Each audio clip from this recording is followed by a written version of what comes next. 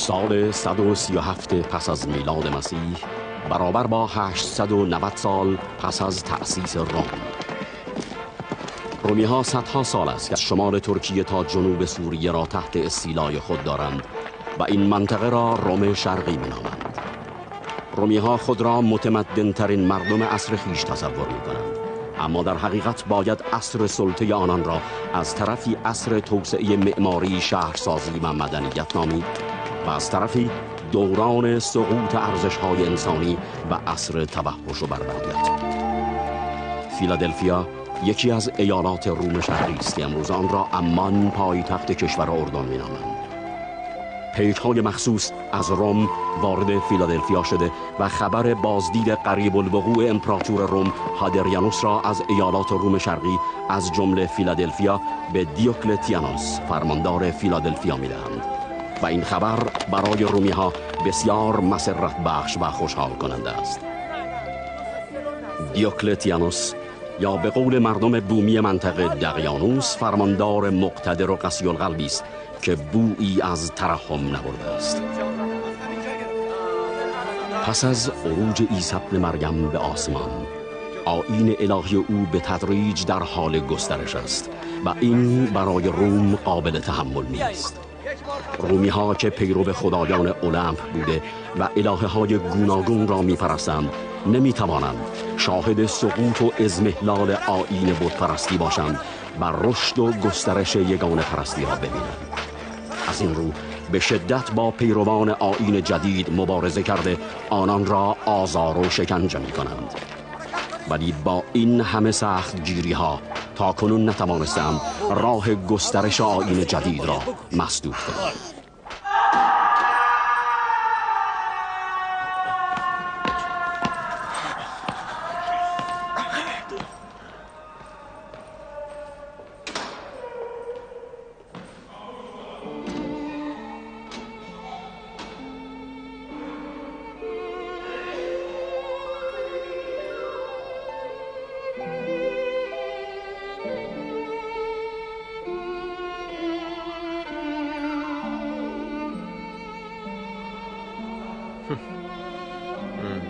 بنگر پلوتون، برای تو این آخرین طلوع است.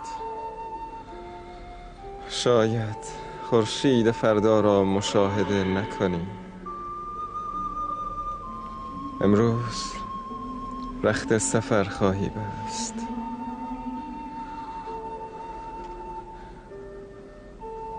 اما سفر به کجا؟ جوار رحمت پروردگارت. یعنی این عاصی را رخصت دیدار عنایت خواهد کرد؟ ای مهربان، گیرم که بزرگی کردی و این حقیر را بخشیدی و این بیچاره را به جوار رحمت خیش برکشیدی. من که خود را می شناسم، با این همه شرمندگی چه کنم؟ تو شب را نخفته ای پلوتون؟ به زودی خواهیم خفت، خوابی بس طولانی و از آن پس بیداری ابدی. پلوتونیوس، به راستی اگر پس از مرگ حیاتی و پس از این همه رنج پاداشی نباشد چی؟ یعنی ممکن است وعده هزاران پیامبر راستگو تحقق نیابد؟ نه، نه.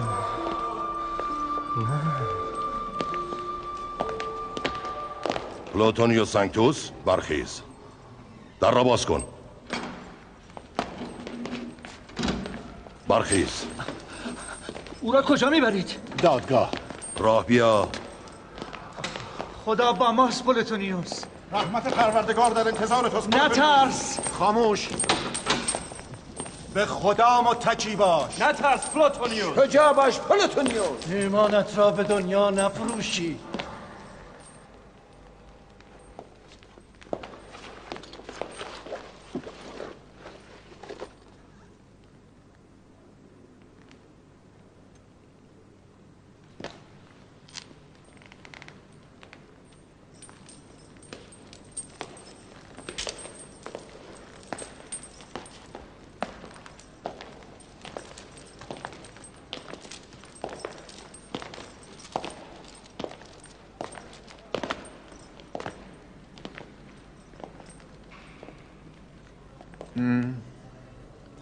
پلوتونیوس ساینتوس.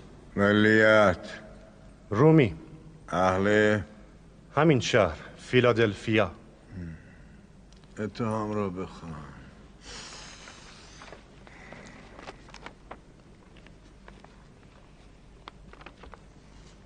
پلوتونیوس ساینتوس.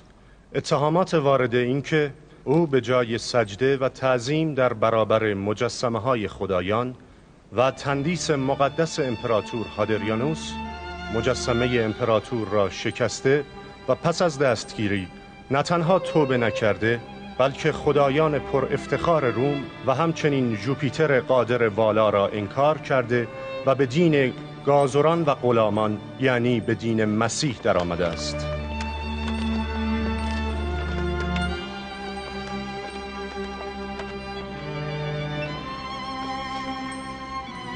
درست است؟ بله.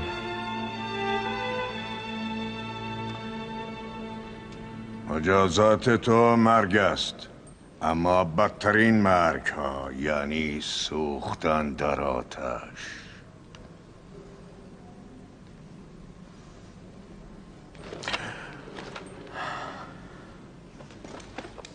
اما میخواهم به تو فرصتی بدهم. شنیدم بزرگ شما فردی است به نام ادونیا. اگر جای او را نشان دهی در مجازاتت تخفیف داده خواهد شد.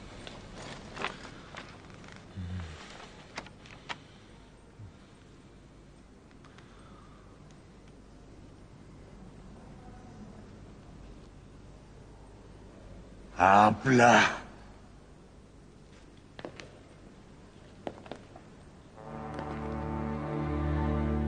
این دادگاه پلوتونیوس ساینتوس را به جرم شکستن تندیس امپراتور و پرستیدن خدای بیگانه و ایجاد آشوب در بین بندگان امپراتور هادریانوس به مرگ محکوم می‌کند.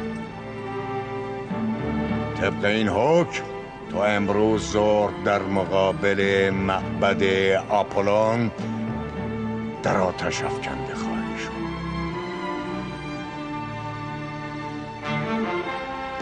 ببریدش.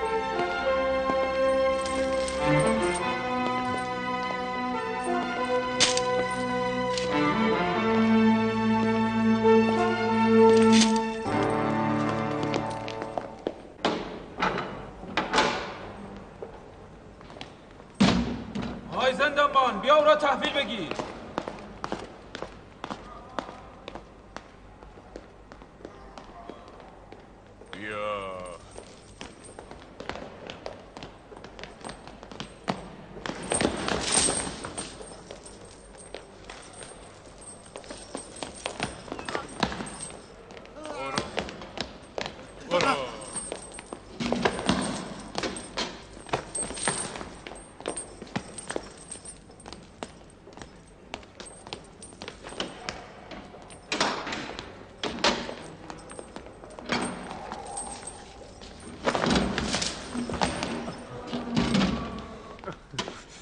پلوتون چه به روزت آوردن؟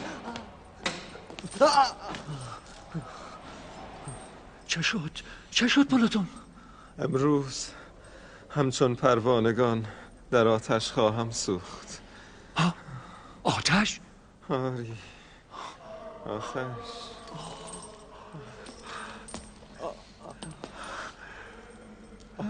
یعنی سخت‌ترین مجازات؟ سخت‌ترین مجازات برای بدترین گناه، یعنی شکستن تندیس امپراتور. چرا آتش؟ چه فرقی می کند عدنان؟ چرا فرق می کند؟ قبلا زناکاران و خطاکاران و جادوگران را در آتش می سوزاندند، اما حالا موحدین را. در نهایت باید رفت. طریق آن چه فرق می کند؟ چه آتش، چه صلیب و چه قفس شیرها.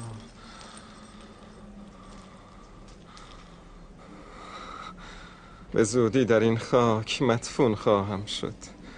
چه تناسب عجیبی. از خاک زاده شدم، از خاک تغذیه کردم و در خاک مدفون خواهم شد. اما می ترسم. یعنی تو از مردن می ترسی؟ نه، از مردن نه، از دوباره زنده شدن می ترسم. میدانی من حساب کردم، چندین هزار روز زنده بودم. میدانی چند روز زندگی کردم؟ فقط 1 سال. از روزی که دنیا را ملاقات کردم زندگی کردم. پیشتر بارها خدا را نافرمانی کردم. پناه بر خدا. با این دست ها، این چشم ها، پاها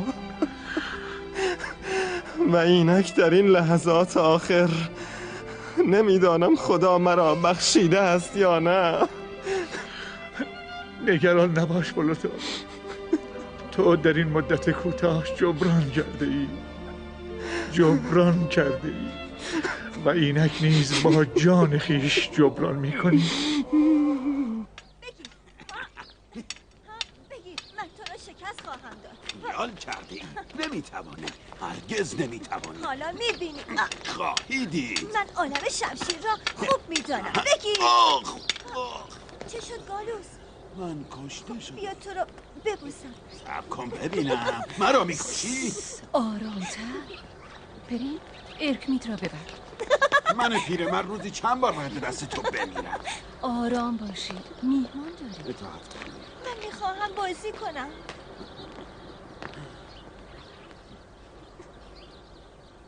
ما همه توانمان را باید برای حمایت از محرومان به کار گیریم. بیشک شما با آن همه حکمت و درایت می توانید نگهبان خوبی برای پیروان و مبارزان آیین جدید باشید. درسانی، شما به عنوان داماد دیوکلتیانوس و همسر بانو هلن با نفوذتان در قصر می توانید نهایت بهره برداری را بنمایید.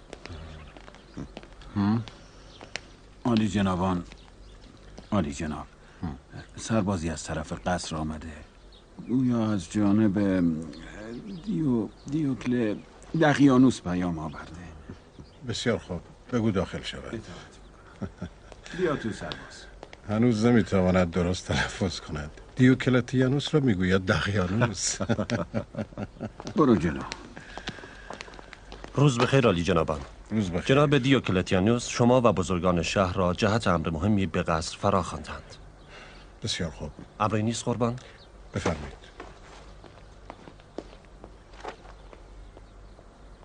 یعنی چه اتفاقی افتاده؟ به زودی خواهیم فهمید. گالوس، کالسکه مرا حاضر کن. شما به طرف قصر حرکت کنید. من نیز در اولین فرصت به شما ملحق خواهم شد. سعی کنید متوجه غیبت من نشود.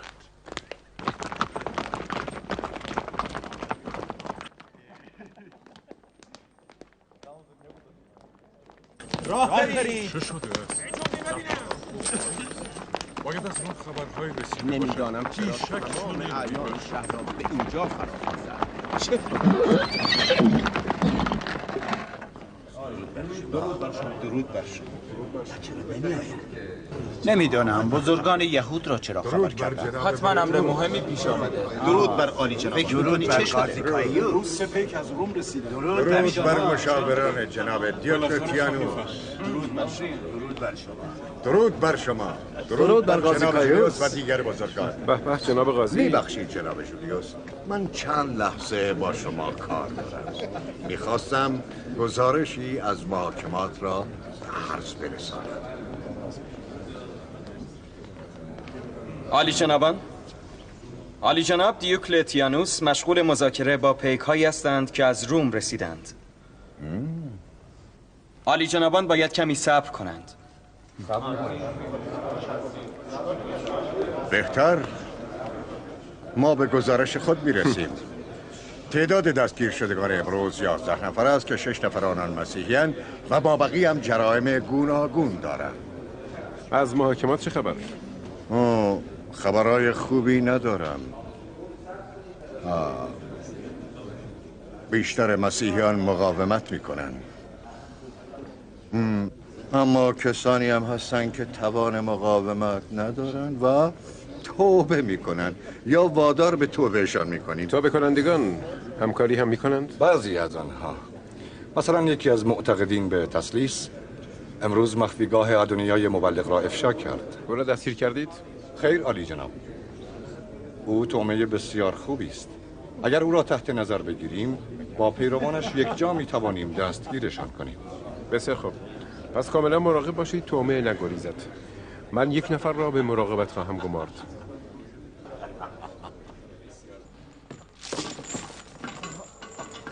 خداوند متکی با خودتون. خدا با ما. سلام ما را به مولای ما خدایا به تو پناه میبرم. خلاص خود را بده. خدا با ما. به خدا متکی با. خدایا مرا بپذیر.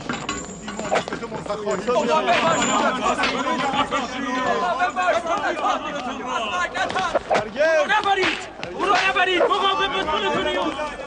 از برگتان او را نبرید. منتظر انتقام خداوند باش. مقاوم باش. بالاخره روزی جریبان خدا به ما را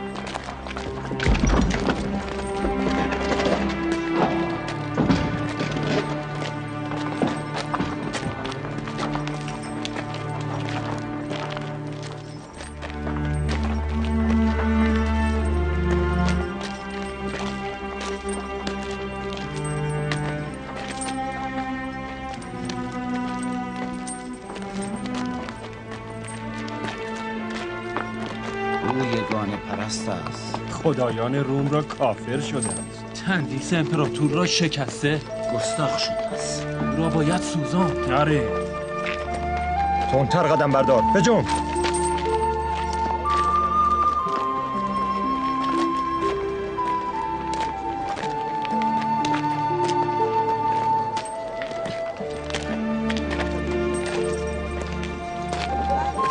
برو کنار.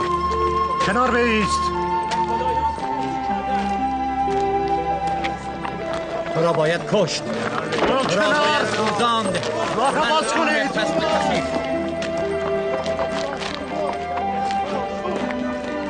همینجا باید کنار. کنار. راه را باز کنید. کنار بروید. پس چرا این ملحد پست را نمی آورند؟ او آمد. بهترین مجازات برای آنان سوزاندن است. زنده باد قاضی کایوس. اگر سزای آنها سوزاندن است پس مجازات شما چیست؟ مثل اینکه یادتان رفته شما هم خدای آنان را میپرستید. یهود جز یهوه خدای قوم خود را نمیپرستد. هر کس خدایانی جز خدایان روم را بپرستد مستحق مرگ است، حتی اگر از فرزندان یهود باشد.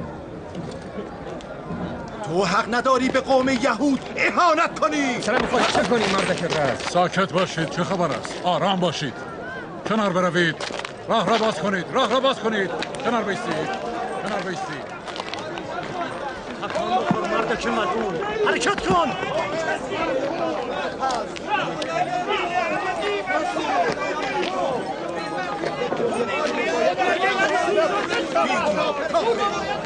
کافر سگ کسی او را باید سوزان.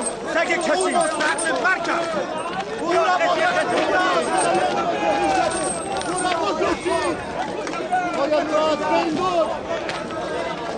نابودش کنید.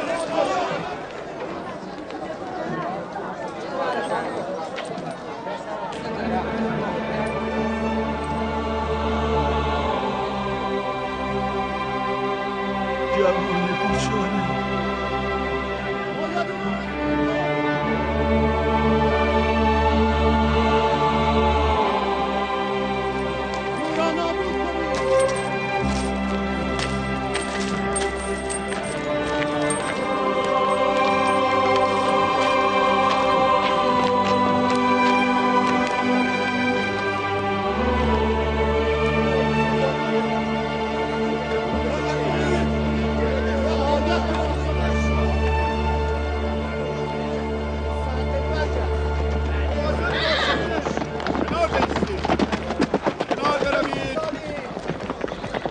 مواظب باشید.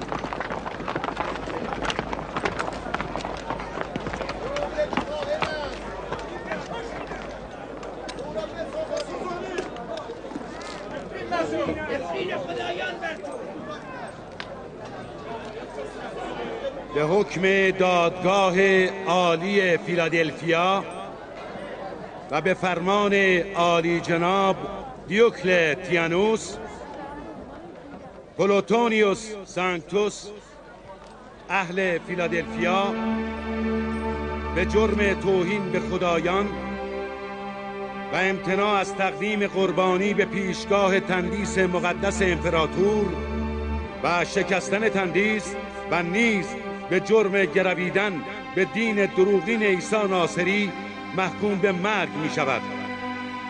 این سزای کسانی است که از دین جدید پیروی کنند و از فرمان روم سرپیچی نمایند. حکم دادگاه که سوختن در آتش می باشد همینک اجرا می شود و جسد او پس از سوزاندن 3 شبانه روز در این مکان خواهد بود تا طعمه پرندگان شده و درس عبرتی باشد برای کسانی که خدایان قدرتمند روم و آیین مقدس امپراتوری را رها کرده و به دین فرومایگان گرویدند.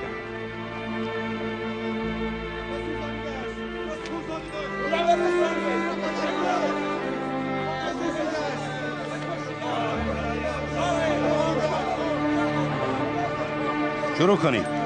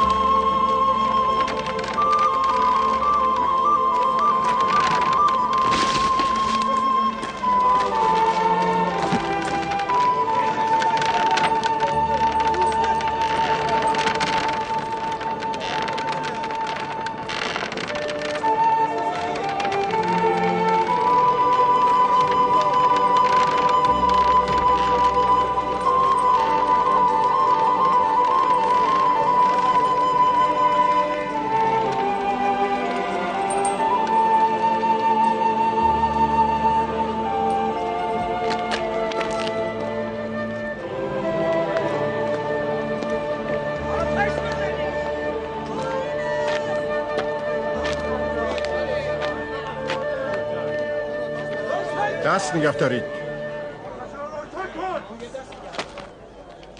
عالی جناب.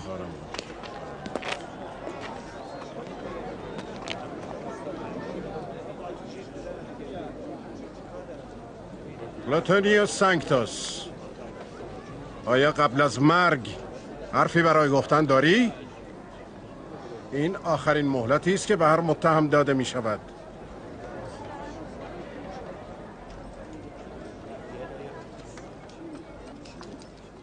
پسر مریم گفت حقیقتی را که در تاریکی از گفتنش هراس دارید روزی در روشنایی شنیده خواهد شد و ایمانی را که در خلوت خانه ها آموختید یک روز بر پشت بام ها فریاد خواهم کرد.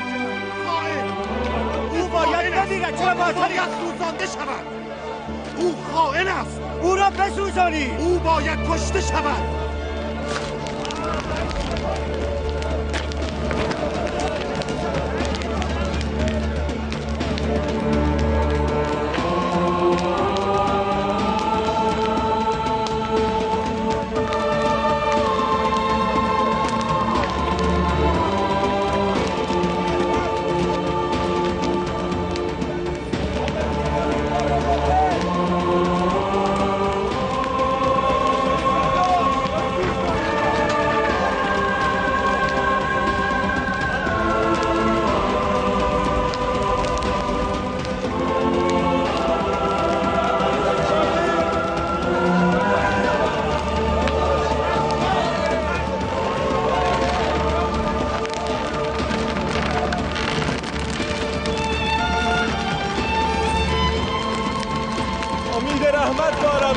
خدایا مرا بپذیر، پروردگارا مرا بپذیر، خدا خود را بپذیر.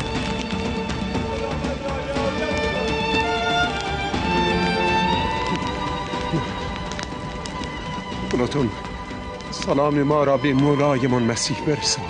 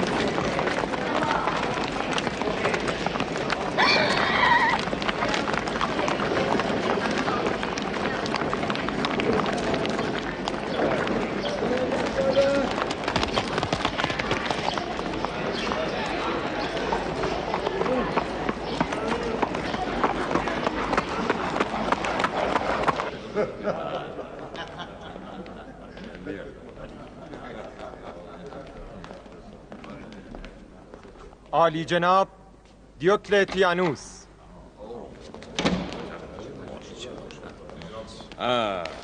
درود بر عالی جناب. درود.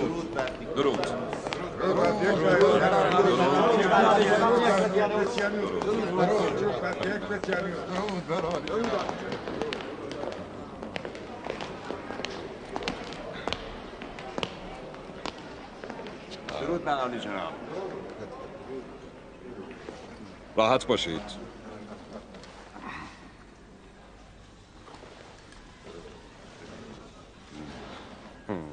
خوشحالم.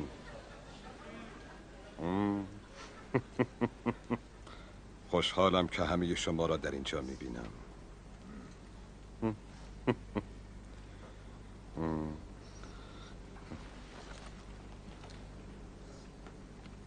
ماکسیمیلیانوس را نمیبینم. جناب ماکسیمیلیان در امور منظم و در شرف حضور وقتشناسند. بیشک به زودی خواهند آمد عالی جناب. گویا جناب دیوکلتیانوس ما را برای امر مهمی احضار فرمودند. بله همینطور است. فیلادلفیا به زودی شاهد فرارسیدن بزرگترین روز تاریخ خود خواهد بود. روزی که شاید در تاریخ فیلادلفیا هیچگاه تکرار نشود. امروز را باید به بحث و گفتگو پیرامون امری مهم صرف کنیم. پیک مخصوص خبر آورده است که به زودی مناطق شرقی سرزمین‌های امپراتوری عظیم روم به قدوم خدایگان امپراتور هادریانوس مزین خواهد شد.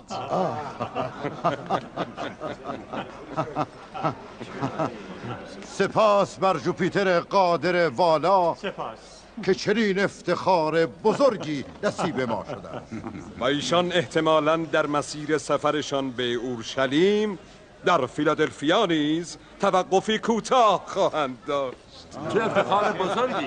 درود بر خدایان و بر خدایگان. درود بر خدای روم که فیلادلفیا را به قدوم خود مزین خواهد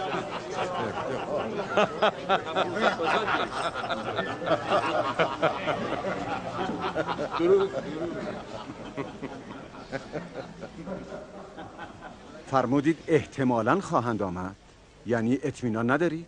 احتمالاً از این جهت که ممکن است مسیرشان را تغییر دهند، ولی فعلا تصمیم این است و ما باید آماده باشیم. پناه بر جوپیتر قادر والا.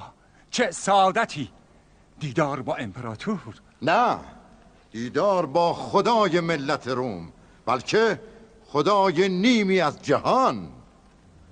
این افتخار نصیب هر انسانی نمی شود. من شنیدم جناب دیوکلتیانوس با خدایگان امپراتور همرزم بودند. بله، در زمان امپراتوری تراژان جناب هادریانوس فرماندهی لشکر عظیم روم را به عهده داشتند و من هم یکی از افسران ارشد ایشان بودم.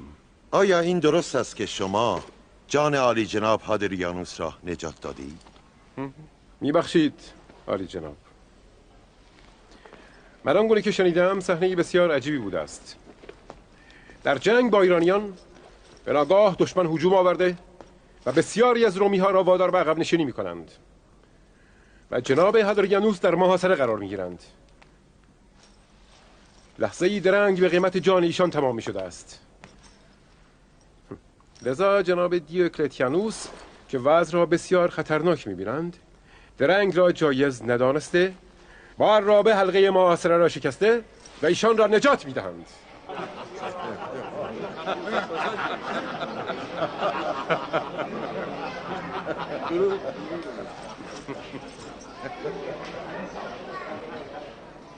پس بدین ترتیب خدایگان امپراتور جان خود را مدیون جناب دیوکلتیانوس هستند. یعنی خدای مردم جان خود را مدیون بندگان خویش است؟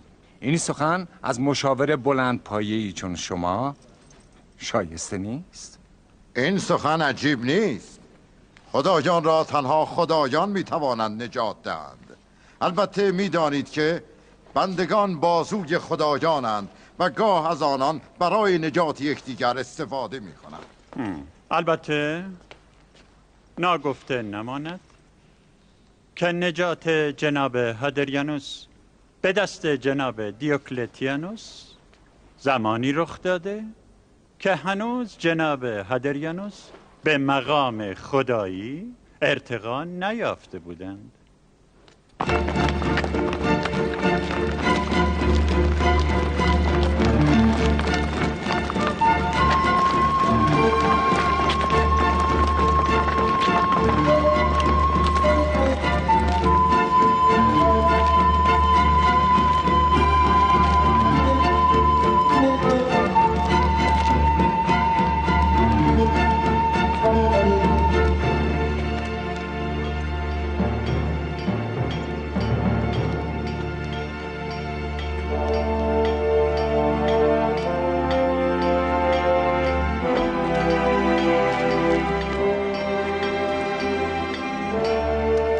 به نالهای اسبم نگاه میکنی آهنگر؟ حتما خواهم دید. با آن خانه محقق که عرابه گران قیمتی داره.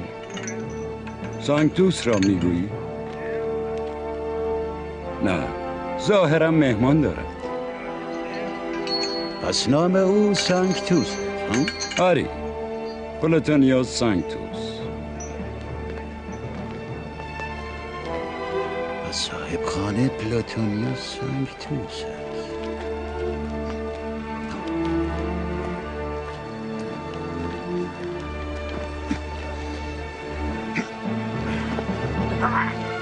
کجا؟ پس نعل اسبت چه شد؟ اوستا رفت. مگر نعل نمیخواستی؟ مگر بیماری؟